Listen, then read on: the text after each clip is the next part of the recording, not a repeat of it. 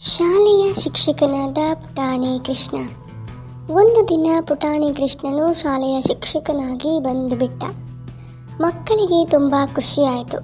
ಶಿಕ್ಷಕನಾದ ಕೃಷ್ಣನು ಕ್ಲಾಸಿಗೆ ಬಂದ ಕೂಡಲೇ ಕೃಷ್ಣ ಹೇಳ್ತಾನೆ, ನಮಸ್ಕಾರ ಮಕ್ಕಳೇ, ನಾನು ನಿಮ್ಮ ಹೊಸ ಟೀಚರ್. ನನ್ನ ಹೆಸರು ಕೃಷ್ಣ. ನನ್ನ ಜೊತೆ ಸರಿಯಾಗಿ ಓದಬೇಕು, ಅರ್ಥ ಆಯ್ತಾ ಅಂತಾರೆ.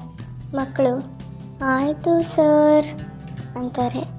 ಪಾಠ 1 ಗಣಿತ. ಕೃಷ್ಣ ಹೇಳ್ತಾರೆ, ನೋಡ್ರಿ, ಒಂದು ಬಾಟಲ್ನಲ್ಲಿ ಹಾಲು ಎಷ್ಟು ಲೀಟರ್ ಬರುತ್ತೆ ಅಂತಾರೆ. ಅದಕ್ಕೆ ವೀಣಾ, ಸರ್, ಹಾಲಿನ ಬಾಟಲ್ ಕೊಟ್ಟರೆ ನಾನು ಕುಡಿಯೋಕ್ಕೆ ಸಿದ್ಧ ಸರ್ ಅಂತ ತರಲೆ ಮಾಡ್ತಾಳೆ.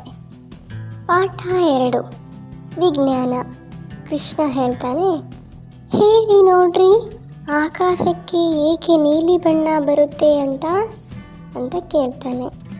ಅದಕ್ಕೆ ರಮೇಶ್ ಅನ್ನೋ ಹುಡುಗ, ಗುರೂಜಿ, ಕಪ್ಪು ಬಣ್ಣಕ್ಕೆ ಪೇಂಟ್ ಕಡಿಮೆ ಆಗಿರುತ್ತೆ, ಅದಕ್ಕೆ ನೀಲಿ ಬಣ್ಣ ಇದೆ ಅಂತಾನೆ.